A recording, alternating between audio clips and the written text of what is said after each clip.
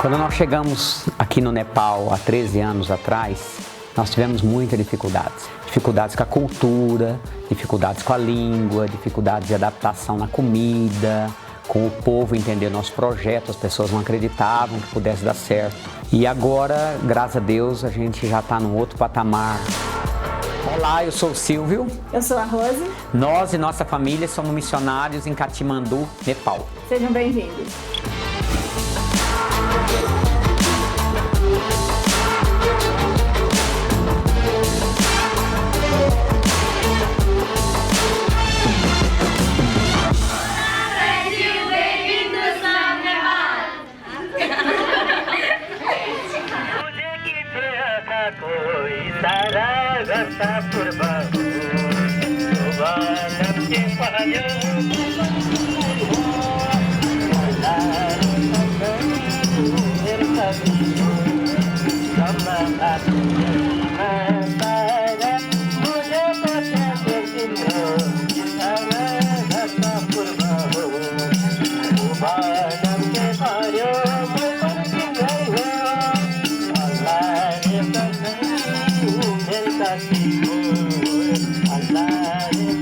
É muito importante frisar que a visão antiga de missões é aquele missionário sofrido, o missionário que não passava muita necessidade. E hoje a visão tem mudado. O missionário ele pode viver bem com a sua família, ele pode comer bem, ele pode se vestir normalmente, ele não precisa ser assim um Tarzan. O contexto mudou, tirando aquela característica, o missionário tem sempre que passar necessidade, sofrer. Para mim, como mãe, esposa e mulher, quando eu cheguei aqui no Nepal, a preocupação foi que comida que tem naquele país, o que nós vamos comer, se eu não conhecia nada do Nepal. Então, assim, foi difícil querer vir, né? Mas depois que eu cheguei aqui, eu me apaixonei por esse país, por mais ser tão diferente, uma cultura totalmente oposta da nossa. Eu achei o arroz, o feijão, o açúcar, então eu me senti em casa. Eu fiz da minha casa o meu mundo brasileiro, mas ao mesmo tempo eu me envolvi com toda a cultura pro lado de fora. Eu aprendi a falar a língua muito rápido. Meu filho tinha apenas 6 anos quando a gente veio para cá, então ele ainda era um bebê. Ele não sabia ler nem escrever nenhuma língua ainda. E nenhuma escola aceitou ele no começo, porque ele não sabia nenhuma outra língua. Então ele ficou 2 anos sem estudar. Mas ele superou, ele aprendeu a falar a língua nepalesa. Com uns 3, 4 meses, quando a gente viu, ele já estava falando fluente. Hoje o Davi está na Irlanda, com uma bolsa de escola lá estudando. Como missionário você pensa que é impossível, mas Deus ele tem cuidado de nós, Ele cuida em todos os sentidos. E Ele provê para nós o melhor como família o tempo inteiro. Deus nos deu um grande presente aqui no Nepal. Que é a nossa filha nepalesa. Além da nossa grande família que nós temos, que Deus me deu muitas filhas, mas Deus me deu uma específica, que é a Asha, que significa esperança. Nós ficamos 5 anos lutando pelo processo de adoção dela e fiquei 5 anos sem ir ao Brasil por causa desse processo, mas Deus quis unir Nepal com o Brasil, unindo a nossa família, Brasil com Nepal, nos dando a Asha, que é a nossa esperança.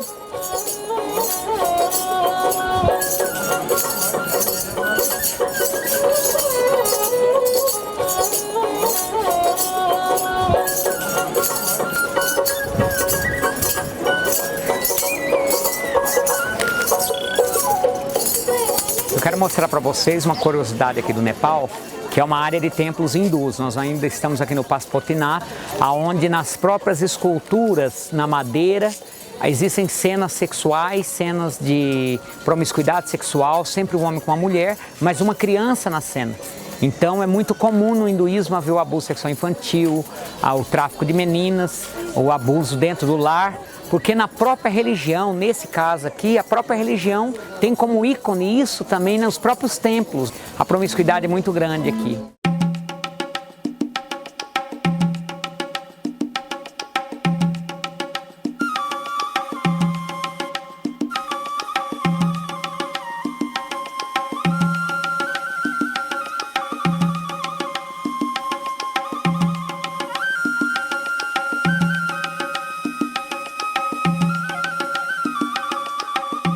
Aqui nós estamos numa área muito curiosa do Nepal, no coração do hinduísmo, num templo chamado Pashupatinath, que fica aqui em Katmandu, onde são cremados os mortos. Vocês estão vendo ali a preparação, eles trazem um morto, que aí eles molham os pés no rio Bagmati, que é o rio sagrado porque deságua no Ganges. E depois eles molharem o pé, eles rodeiam a pira funerária por 7 vezes e colocam o cadáver em cima da pira, e o filho mais velho, ele acende a pira funerária com um pavio que fica na boca do morto.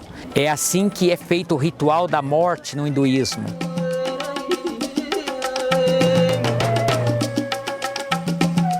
Aqui tem um hospital de doente terminal, porque para o hindu é uma honra morrer aqui, ou é uma honra ser cremado aqui nesse lugar. Então, eles fazem esse ritual e a família participa e guarda o luto, rapando a cabeça dos homens, e eles têm que se vestir de branco por 1 ano, 13 meses na verdade. Esse é o luto do hinduísmo, o branco aqui é a cor da morte. O hinduísmo ele domina 85% da população do Nepal, e a gente vindo nesse lugar é impossível não ser impactado com a cegueira espiritual que eles estão vivendo aqui.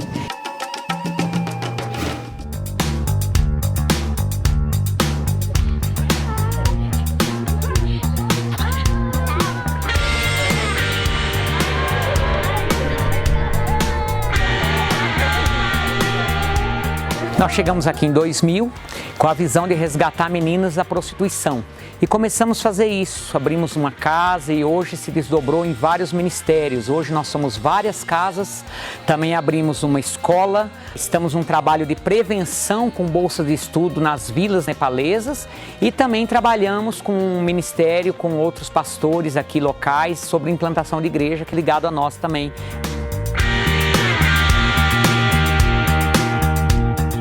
O trabalho de implantação de igreja da missão hoje conta com 4 igrejas plantadas por brasileiros.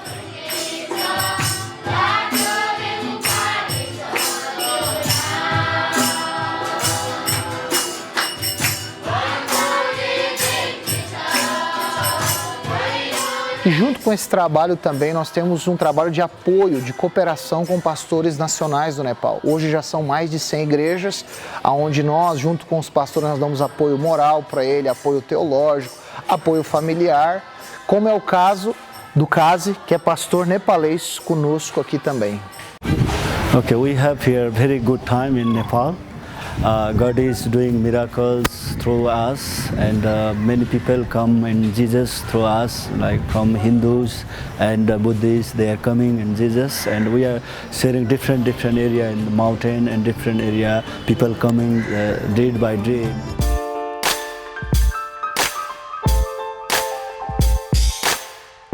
O Meninas dos Olhos de Deus é um ministério que visa resgatar meninas que foram traficadas, principalmente para a prostituição.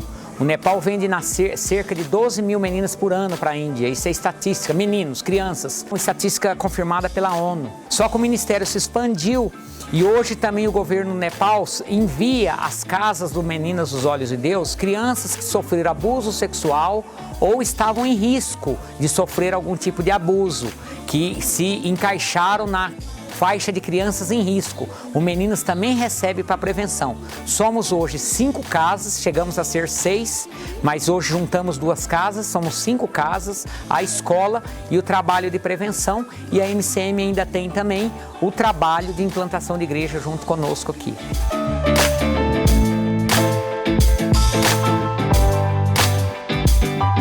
Então nós estamos aqui na casa 1 do Meninas dos Olhos de Deus. E tudo começou nessa casa. Eu cheguei aqui com a minha esposa, com o Davi pequenininho, nós moramos nessa casa por 8 anos até entregar a liderança nepalesa.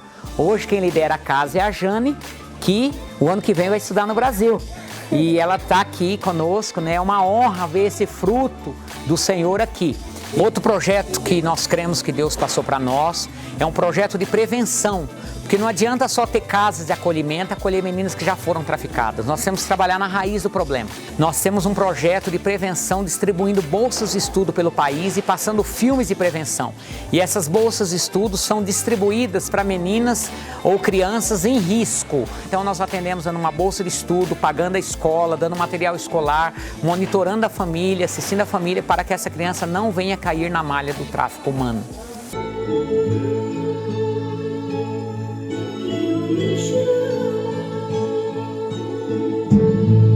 O Meninas dos Olhos de Deus tem a parceira da ONG local que se chama Nepalese Home, onde as próprias meninas estão na diretoria, presidem, e elas também têm uma área artística onde elas dançam, inclusive elas mixam balé com dança local, com dança tradicional nepalesa.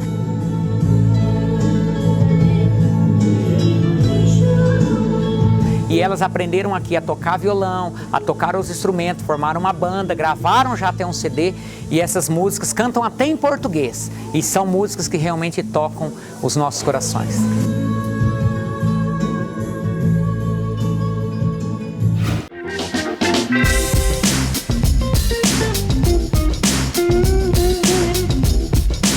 E nós temos a Escola do Meninas dos Olhos de Deus, que é liderado pela psicopedagoga Sheila, que é a missionária do Brasil, e eu quero apresentar ela para vocês. A nossa visão com a educação no programa Meninas dos Olhos de Deus é formar pessoas que vão influenciar a sociedade nepalesa. E nós acreditamos que através da educação nós vamos formar os médicos, os juízes, os professores dessa nação que vão influenciar a geração deles, que vão transformar a geração deles, mas com sabedoria. E principalmente, através desta escola, o caráter de Jesus está sendo formado nesses profissionais.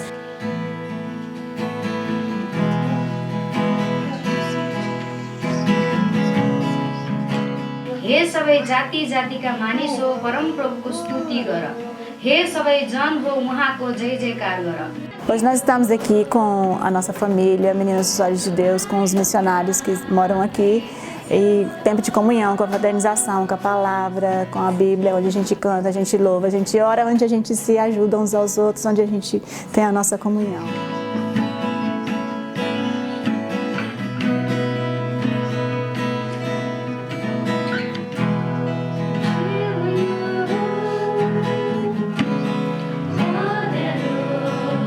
Se eu pudesse dar um conselho para alguém que está pensando em sair, deixar tudo e vir para o campo, eu diria: venha para o campo, cuide primeiro da sua família no campo, dedique-se a cuidar do povo, não apenas liderar o povo ou chegar com uma cultura colonialista, mas sobretudo servir o povo local. E também sabendo que você não vem sozinho, você precisa da igreja. A igreja é a única instituição que Jesus levantou para enviar pessoas.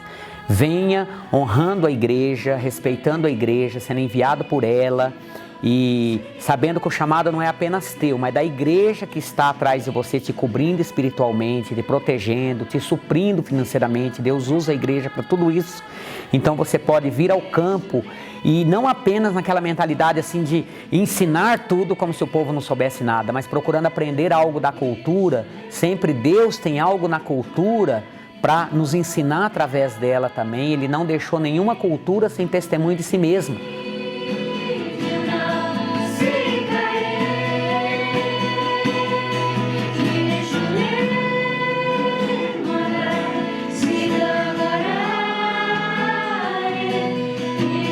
Eu espero que vocês tenham gostado. Essa é a nossa família, Meninas dos Olhos de Deus no Nepal. E eu quero deixar um apelo à igreja brasileira para enviar pessoas às nações. Aqui no Nepal somos menos de 1% de cristãos e precisamos de pessoas com o coração para vir servir ao povo nepalês.